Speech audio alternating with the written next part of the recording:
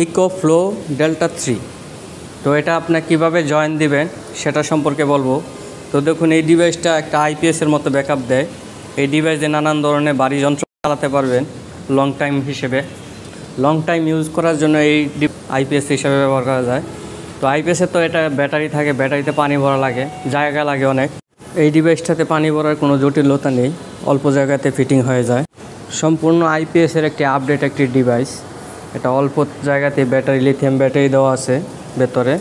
তো এটির কানেকশন হচ্ছে, দেখুন আমরা কিন্তু আইপিএসের নিউট্রালটা প্লাগে পেয়ে যাই। এটার আইপিএসের নিউট্রাল ফেজ দুটোটাই কিন্তু আউট হচ্ছে। তো এটা নিউট্রাল আউট যে নিউট্রালটা আছে, এই নিউট্রালের সাথে আপনি লোডের যে নিউট্রাল আছে এটা একত্রিত করতে হবে। সুইচ বোর্ড থেকে ফ্যানের, লাইটের যে আইপিএসের যে তারটা আসে ওইটা প্লাগে আইপিএসের মতো ফেজ তারে লাগাতে হবে। আর এখান থেকে নিউট্রাল লোড হিসাবে আপনি লোডের সাথে কালেকশন করবেন, যেটা দিয়ে চার্জ হবে ওই নিউট্রালের সাথে আপনি নিউট্রালটা লাগাতে পারেন, মেশিনটি চলবে। তাহলে আউটগোয়িং থেকে আপনি নিউট্রাল ফেজ দুইটাই নেবেন, একটি আপনি সুইচ বোর্ডে নেবেন আর একটি আপনি নিউট্রালের সাথে টুস করবেন, তাহলেই লাইনগুলো চলবে। তো দেখুন, এই ডিভাইসটাতে অনেক কিছু দেওয়া আছে। দেখেন 3টা প্রোগ্রাম দেওয়া আছে। আউটগোয়িংয়ে কত এম্পিয়ার, কত ওয়াট লোড যাবে, ইনকামিংয়ে আপনি কত ওয়াট লোড দিতেছে, মাঝখানেটা হলো আপনার চার্জার কত % চার্জ হচ্ছে।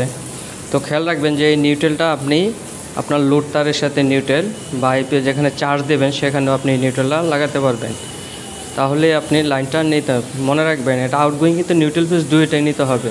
শুধু সিঙ্গেল ফেজ নিলে কিন্তু আপনি আইপিএস হিসেবে ব্যবহার করতে পারবেন না, নিউট্রাল নিতে হবে। নিউট্রাল আপনি ইনকামিংয়ের সাথে কমন করতে হবে। আরও বিস্তারিত কিছু জানা থাকলে অবশ্যই কমেন্ট করবেন।